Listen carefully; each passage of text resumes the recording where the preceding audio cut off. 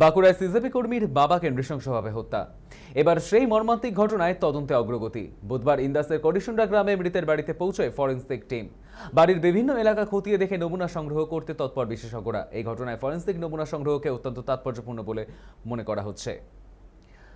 আমাদের সঙ্গে এই মুহূর্তে টেলিফোন লাইনে রয়েছে আমাদের প্রতিনিধি তৌসিফ আহমেদ। তৌসিফ, সিজেপির কর্মীর বাবাকে যে নৃশংসভাবে মারা হয়েছে, তারপর এবার ফরেনসিক টিম পৌঁছেছে তার বাড়িতে, তার পরবর্তী আপডেট কি জানতে পারছো?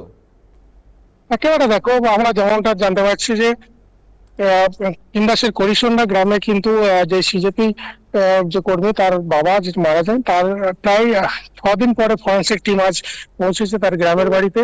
এবং সেই গ্রামের বাড়িতে সেই ফরেনসিক টিম পৌঁছে কিন্তু যেটা জানা যাচ্ছে, তাদের সমস্ত রকম কিন্তু যা নিয়ম রয়েছে সেই নিয়ম মেনে কিন্তু ফরেনসিক হিসাবে তারা কিন্তু দেখছেন গ্রামে বাড়িতে কোথায় কি রয়েছে না রয়েছে। সঙ্গে রয়েছে ইন্দাস থানার পুলিশ, তারা সহযোগিতা করছেন।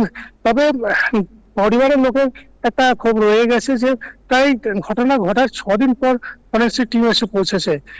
তার মধ্যে বৃষ্টি হয়েছে এবং বিভিন্ন মানুষজনের যাতায়াত হয়েছে। তারপরে ফরেনসিক টিম পৌঁছে কি নমুনা সংগ্রহ করবেন সেই নিয়ে কিন্তু সংশয় প্রকাশ করেছেন পরিবারের লোক। ধন্যবাদ তৌসিফ।